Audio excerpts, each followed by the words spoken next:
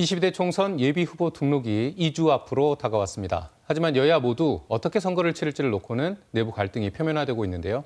킹핀 정책 리서치 오승영 대표와 함께 자세한 얘기 나누겠습니다. 어서 오십시오. 네, 안녕하십니까.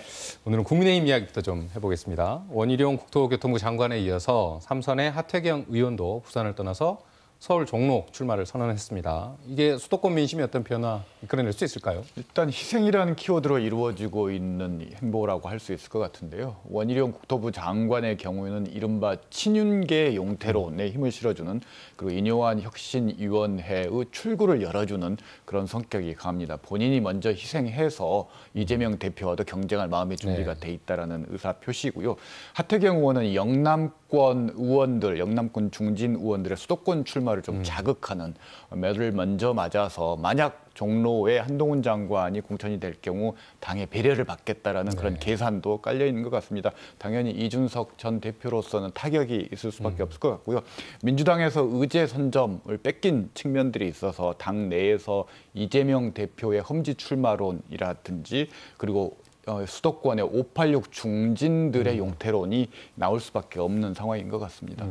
어쨌든 이런 분위기 속에서 국민의힘 혁신위는 이른바 중진들의 험지 출마를 최고의 공식 안건으로 올려놓겠다 이런 입장을 내놓았는데 통과될 수 있을까요?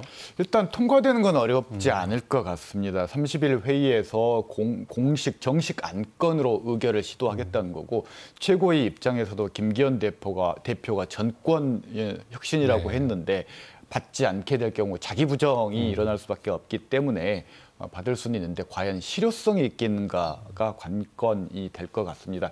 이른바 권성동, 장제원 등의 구윤핵관대 그리고 이철규, 한호섭의 신윤핵관과의 대결 구도인데, 권성동, 장제원 의원의 경우는 이미 윤석열 대통령의 빚이 없다, 무소속 출마 강행하겠다라는 입장이어서 가결은 할 수 있어도 과연 실제 실효성은 있을 것인지 의구심이 들고요. 무엇보다도 영남에 보이지 않는 손들, 이른바 김형호, 김무성, 정의화와 같은 이들이 영남권에서 공천 영향력 행사하는 것을 차단하겠다라는 그런 의도가 깔려 있는 것 같습니다. 좀 민주당도 좀 살펴보면요. 내년 총선에서 비례대표를 어떻게 뽑을 거냐 이걸 놓고 좀 어수선한 분위기인 것 같습니다. 이 두 방식들이 어떤 차이가 있는지 좀 설명을 먼저 부탁드립니다. 간단하게 설명드리면 비례대표가 47석입니다. 지금 현행 방식은 그중에 30석을 준연동형 50% 연동률을 적용하는 것이고요.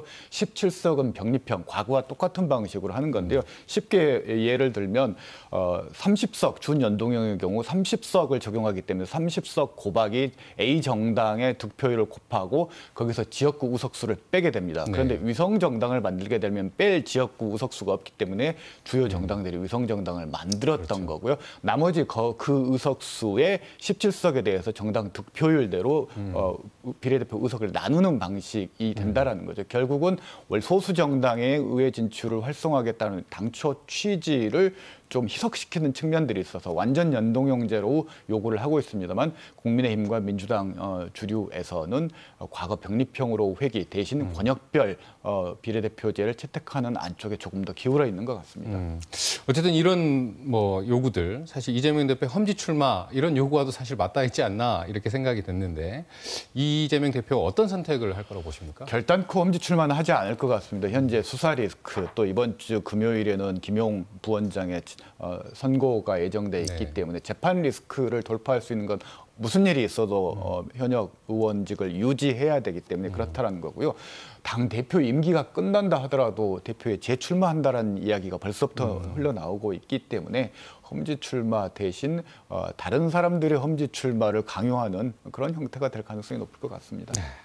또 이런 가운데 친이낙연계 원외 인사들이 주축으로 구성된 이 민주주의 실천 행동이 강성 지지층을 거부한다 이런 이야기를 하면서 신당 창당 준비 조직을 꾸리겠다 이런 이야기를 했습니다. 이게 결국 이낙연 전 대표나 비명계 의원들의 어떤 의중 이런 게 표면화된 거라고 봐야 되지 않겠습니까? 네, 당연히 그렇게 봐야 될 것 같고요. 메시지가 좀 바뀌었습니다. 공천에 올인하지 않겠다. 그리고 정치 혁신, 다당제의 필요성을 역설하고 있고요. 관련 패널들이 조기숙 교수의 경우에는 포퓰리스트 정당으로 민주당이 변질되었다. 최진원 교수는 이른바 개딸 파시즘이라는 그런 악평까지 내놓았는데요. 일종의 당내 혁신과 정풍운동을 주도하면서 신당 창당의 명분을 얻으려고 하는 것 아니냐라는 그런 해석이 줄을 잇고 있고요. 민주주의 실천 행동이라는 비명계 권리당원 모임이 있는데 거기서는 이미 온라인 당원 모집을 시작한 상황이기 때문에 일단 출구를 만들어 놓고 친명계를 압박하는 모양새다 이렇게 보시면 될 것 같습니다. 이준석 전 대표 또 한 달 안에 창당을 하겠다 하면서 사실상 대구 출마를 공식화한 것 같습니다. 성공 가능성 여전히 낮게 보시는 거죠? 네, 지지 기반이 여전히 협소하고요. 그리고 지역 기반, 확실한 지역 기반도 없습니다. 그리고 국민의힘 분열 프레임을 극복하기 어렵다. 제가 1996년 민국당 네. 사례 얘기했었는데 역시나 그 한계를 넘기가 어려울 것 같고요. 혁신 없는 묻지마 신당이다. 이준석이 먼저다를 위한 신당이라는 것. 그런 측면에서 그렇고요.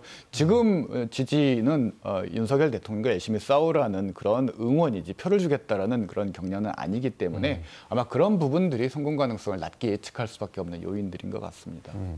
결국 이 이준석 대표 실제 신당을 창당하게 된다고 하면 과연 천하람 국민의힘 순천 당협위원장이 뜻을 함께 할 거냐 이 부분도 사실 지역에서는 좀 관심이 되는 부분일 텐데 천 위원장도 고민이 깊을 것 같습니다. 깊을 수밖에 없습니다. 이미 하태경 의원은 종로 출마, 사실상 윤핵관 쪽에 좀 스탠스를 옮기는 모양새고요. 측근 의원은 김웅 의원도 본인은 나가지 않겠다라고 선언을 했고 네. 결국 천하람 현역 의원도 아닌 천하람 위원장밖에 남아있지 않는 상황이어서 국민의힘에서 당근을 던진다면은 많이 고민될 수밖에 없을 것 같고 무엇보다도 이준석 신당의 성공 가능성이 높지 않고 무소속 단독 출마의 가능성이 오히려 더 높아지고 있다는 측면이 고민을 더하게 하는 요인인 것 같습니다. 네, 신광에서 오늘 말씀은 여기까지 듣겠습니다. 오승용 킹핀 정책 리서치 대표였습니다. 고맙습니다.